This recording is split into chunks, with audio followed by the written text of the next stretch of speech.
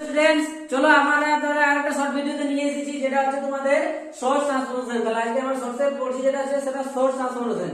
Source transformation কি হয়? আমাদের দুটো সোর্স, একটা ভোল্টেজ সোর্স, একটা কারেন্ট সোর্স। তাহলে এই যে আমাদের ভোল্টেজ সোর্স আছে, তাহলে এই যে আমাদের একটা ভোল্টেজ সোর্স আছে, এই ভোল্টেজ সোর্সের আমাদের কি থাকে না, voltage source with series resistance. তাহলে এইটুকু আমরা জায়গাটাকে, এই আমাদের যে ভোল্টেজ সোর্সটা আছে, এটাকে আমরা এখন কি একটা কারেন্ট সোর্সে যদি ট্রান্সফার করি, তাহলে আমাদের কি হবে না, এই ভোল্টেজ সোর্সটা একটা কারেন্ট সোর্সে আমাদের ট্রান্সফার হয়ে যাবে।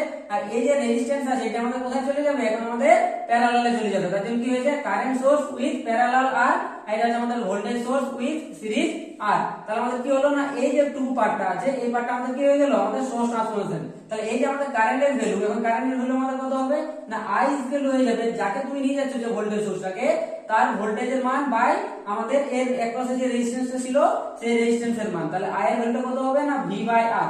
তোমাকে যদি এটা দেওয়া থাকে, যে এটা দেওয়া থাকলে এইখান থেকে আমি যদি এটাতে আসতে চাই, তো এখানে আমাদের V এর মান কত